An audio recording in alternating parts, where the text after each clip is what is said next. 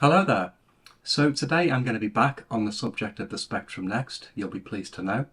And I was trying to think of things that I could show or talk about that people may not have seen before. And I thought about the keyboard. Keyboard is the same keyboard that was shipped in Kickstarter 1 and Kickstarter 2, unchanged. And it used laser etching on the keys. And I'll probably just pop a quick video of that laser etching happening because it's quite a fascinating process. There's an additive added to the plastic, the laser hits it, and magically it creates the white key legends. But post Kickstarter 1, people started posting pictures of key legends showing fading. And so I investigated that with our keyboard manufacturer. And what they basically said was, as you can find online, is that the burning process creates these white bubbles, which effectively are the key legend. And there are micro holes in those bubbles which can accumulate dirt and grease, and that's basically what they told me.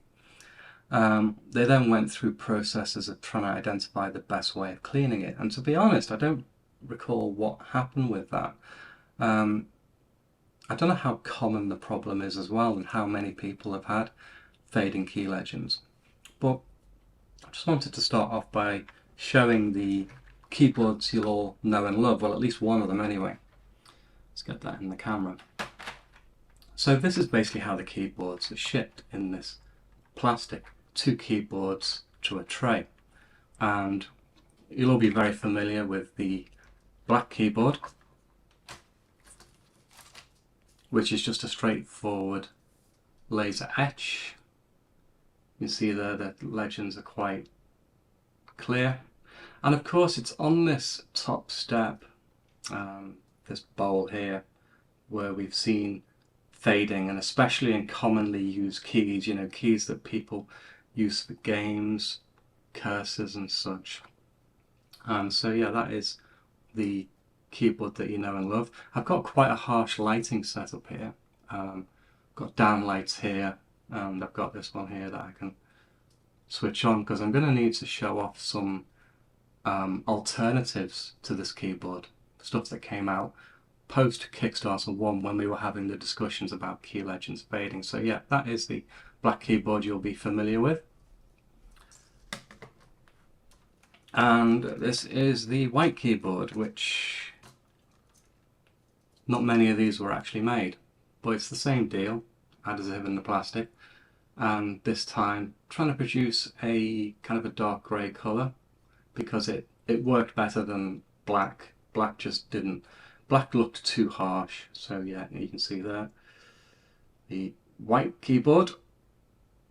Now, after discussions with our manufacturer, we started to discuss what we could do to protect the key legends.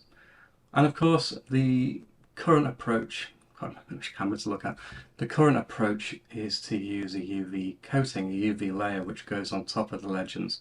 And you'll see that in a lot of laptop computers now, where they don't tend to go maybe for the whole double shot method where you have say a black keycap and the legend is cut out, and then you have the inverse mold, which is the white. Both of those are married together.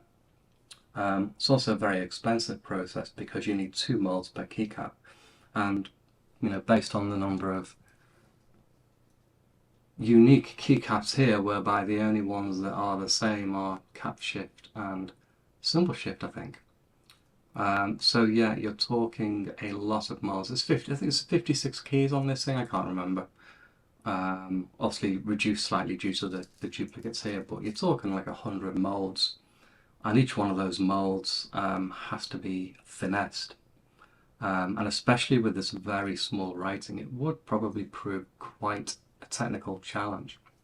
But anyway, so when we were discussing the UV layer, our keyboard manufacturer suggested that they add a UV layer just to the bowl, just to the top section, because the step below it shouldn't really come into contact with greasy, dirty fingers. And I don't care how clean, how many times you wash your hands every day, you still get that grease and dirt accumulating.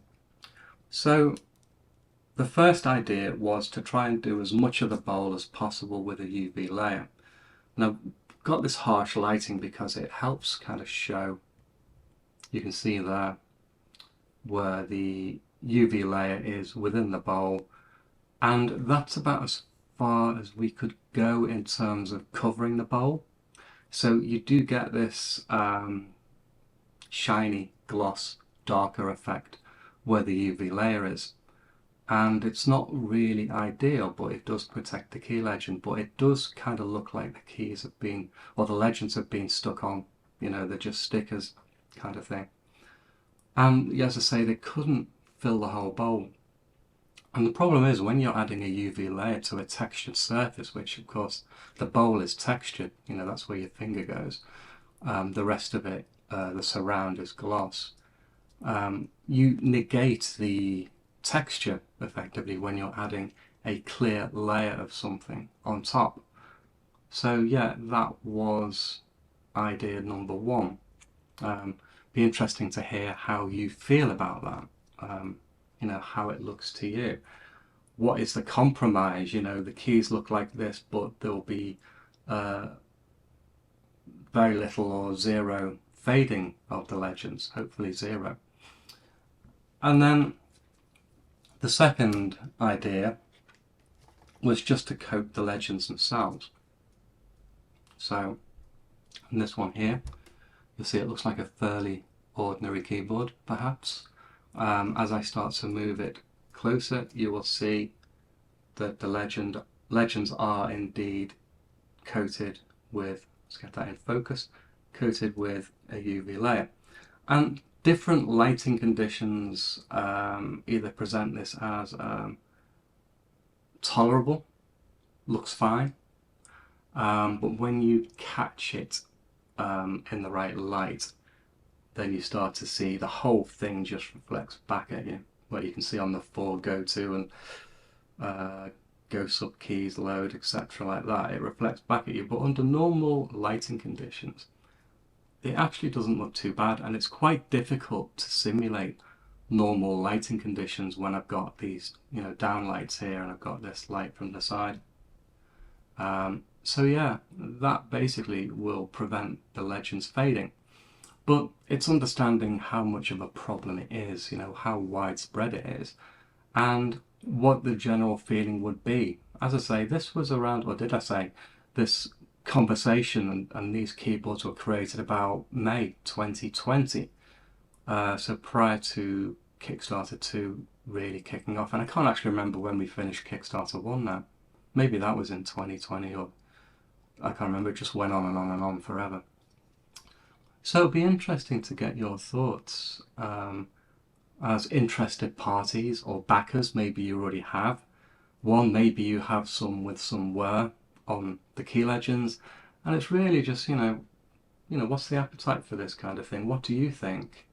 And it's always good to get someone else's opinion, because at the end of the day, it was my opinion, and I'm just one person.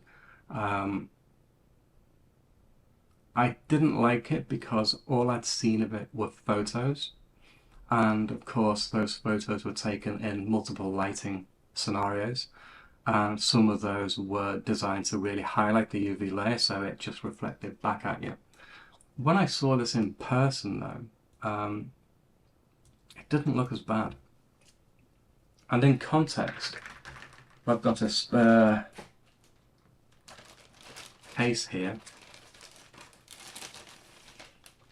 So let's just have a look at them in context. So this has still got its protective bit on there. It's not screwed together, this one. So yeah, if I just take which one shall I do? The one with the bowls. Let's get that out of the way. Got to be semi-careful with these because these are the only ones of their kind in existence. But they have been manhandled a bit. So the flex tails are poking out the back of the computer, but that's fine and dandy. So yeah, here it is in context. with the actual case as well. Of course, you don't normally see it under that kind of lighting condition. It would normally be more, I guess, like that. So there's that approach. I'm not overly fussed with it, to be honest. If the UV could coat the entire bowl area, maybe that would look better, but you've negated the texture to a degree and the whole colour of the keyboard changes. Some may like that, some may not like that. So that's the full, in inverted commas, bowl covered with a UV layer. And then let's do the next one. Get this keyboard out of here.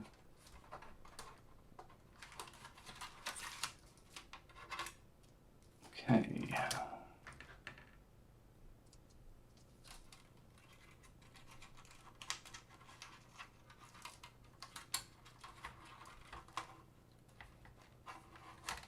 Okay, so then the partial UV layer covering the key legends only.